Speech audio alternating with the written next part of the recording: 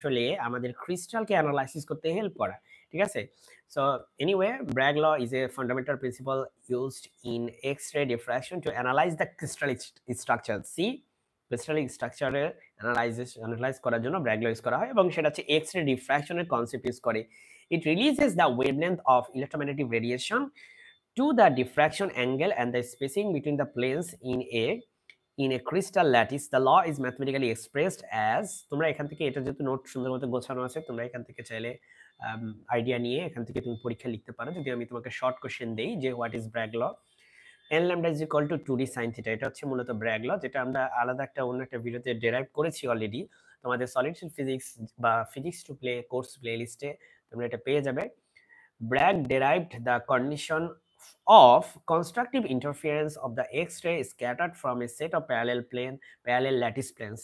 তোমাদেরকে আমি পড়াইছিলাম যে ধরো এটা একটা প্যারালাল প্লেন, এই দুইটা হচ্ছে প্যারালাল প্লেন এবং এরকম অসংখ্য প্যারালাল প্লেনের মধ্যে তাদের মাঝখানে যে ডিসটেন্স ইন্টারপ্ল্যানার স্পেসিং সেটা যদি ডি হয়, তাহলে কিভাবে করে লাইট ইনসিডেন্ট হয়ে সেটা হচ্ছে রিফ্লেক্ট করে যায়, এরকম করে প্যারালাল লাইনগুলো আসে এবং রিফ্লেক্ট করে যায়। এই যে প্যারালাল লাইন দিয়ে আমি আসলে লাইট রেখে বোঝাচ্ছি, মনোক্রোম্যাটিক লাইট এক্স-রে এভাবে আসে এবং সেটা চলে যায়, এক্স-রে এভাবে আসে এবং সেটা এভাবে চলে যায় এবং এখানে একটা স্ক্রিনের মধ্যে আমাদের হচ্ছে interference pattern, sorry diffraction pattern হচ্ছে এখানে আমরা হচ্ছে কি করতে পারি, অবজার্ভ করতে পারি এখানে।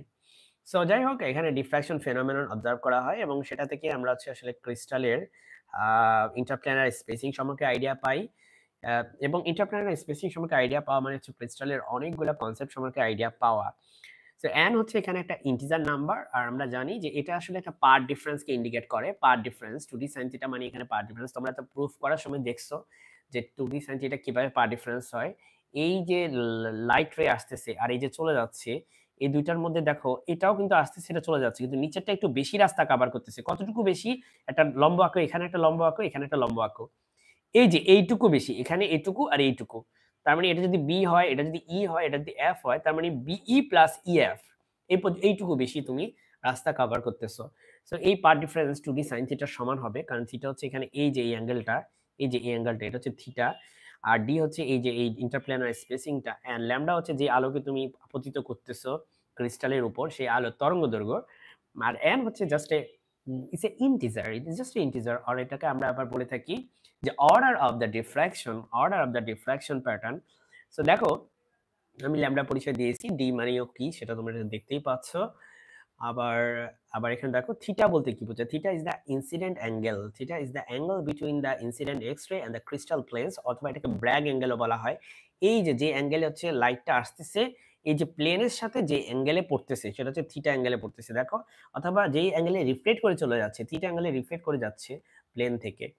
সো এটাই হচ্ছে বিষয় এখানে। Using Bragg law the interplanar spacing can be calculated which provides insight into crystal structure. এটাই আমি বলতেছিলাম যে ব্র্যাগ ল ইউজ করে তুমি চাইলে এই ডি এর মান বের করতে পারো যদি তোমার থিটা জানা থাকে এবং তুমি যদি নোন ওয়েভলেন্থের কোনো লাইটকে নিক্ষেপ করো, এবং এম তো তোমার সবসময় স্ক্রিনের প্যাটার্নের মধ্যে দেখাই যায়।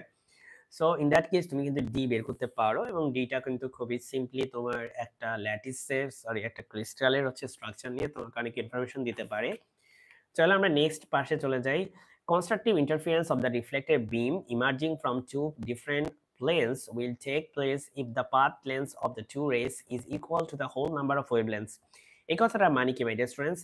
কনস্ট্রাকটিভ ইন্টারফারেন্স মানে যে ধরনের ইন্টারফারেন্স হলে লাইটের, তোমরা জানো যে তোমরা অপটিক্সে পড়ে এসেছো 11-12 বা তোমরা অপটিক্স পড়েছো ফিজিক্স 1 কোর্সে, তোমরা জানো যে constructive interference of the reflected beam, তার মানে এই যে দেখো এই যে বিমগুলো যেগুলো হচ্ছে এখান থেকে রিফ্লেক্ট করে চলে যায়, এরা যায় যদি কোনো একটা স্ক্রিনে কনস্ট্রাকটিভ ইন্টারফারেন্স তৈরি করতে হয়, তাহলে তাদের যে পার্ট ডিফারেন্স হতে হবে সেটা হচ্ছে n ল্যামডা সমান হতে হবে।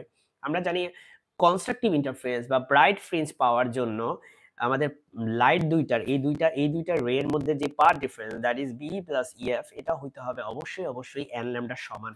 ঠিক আছে, এগুলো তোমরা অপটিক্সে পড়ে এসেছো, ওটাই আসলে এখানে বলা হচ্ছে যে হোল নাম্বার অফ ওয়েভলেন্থ, তার মানে ওয়েভলেন্থ হতে হবে একটা অথবা জিরোটা, মানে জিরোটা মানে হচ্ছে কোনো ডিফারেন্স নাই দুইটার মধ্যে পার্ট ডিফারেন্সে, এই যে এই দুইটা রে এর মধ্যে কোনো প্রকার পার্ট ডিফারেন্স নাই এমন হতে হবে, অথবা একটা ল্যামডা ডিফারেন্স আছে, অথবা দুইটা ল্যামডা ডিফারেন্স আছে, অথবা তিনটা ল্যামডা ডিফারেন্স আছে, অথবা চারটা ল্যামডা ডিফারেন্স আছে, এরকম integral number of lambda difference থাকলেই সম্ভব শুধুমাত্র ডিফ্রাকশন প্যাটার্ন দেখা।